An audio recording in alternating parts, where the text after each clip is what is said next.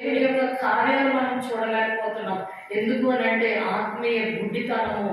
ఈ మనోనేత్రాలకి యుగ దేవత మనకి గుడ్డితనం కలుగజేసిందని పరిశుద్ధ గ్రంథం స్పష్టంగా తెలియజేస్తుంది ప్రియులారా. కాబట్టి మనం దేవునిపై ఆధారపడాలి. ఒకరిపై ఒకరు వాళ్ళిద్దరు కూడా స్నేహితులు ఎలాగైతే ఆధారపడి వారు చూడండి మంచి స్నేహితులు అన్నారు. మన జీవము గల దేవుడు అంతకంటే గొప్పవాడు. ఆయన మీద ఆధారపడే వారిని ఆయన నడిపించే దేవుడు, బలపరిచే దేవుడు. ఆయన శక్తిహీనులకు బలాభివృద్ధి కలుగు చేయవాడు ఆయనే. యెషయా 40:29లో మనం స్పష్టంగా చూస్తున్నాం.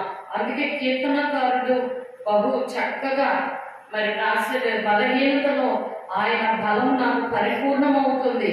ఆయన బలవంతునికి కాదు, పందెపు రంగంలో శక్తిహీనులకు ఆయన అధిక కృపణిచ్చేవాడు. బలహీనతలైన బలము పరిపూర్ణము చేసే దేవుడు. దేవునికి స్తోత్రం. హల్లెలూయా.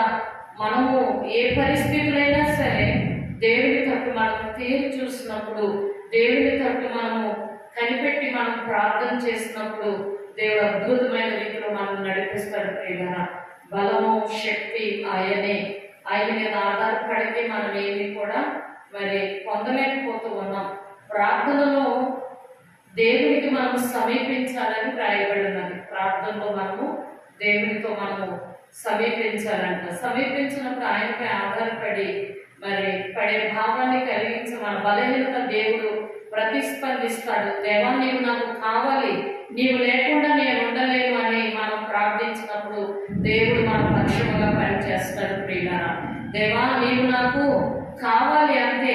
అంటే లోకంలో ఉన్న సమస్తము మనకు కావాలని కోరుకుంటాగా, దేవుడు మనకి కావాలి. దేవుడు మనతో ఉండాలని మనం కోరుకునే వారంగా ఉండం. మనుషులను నమ్ముతాం, మనుషుల బలాన్ని నమ్ముతాం, మనుషులను ఆశ్రయిస్తాం.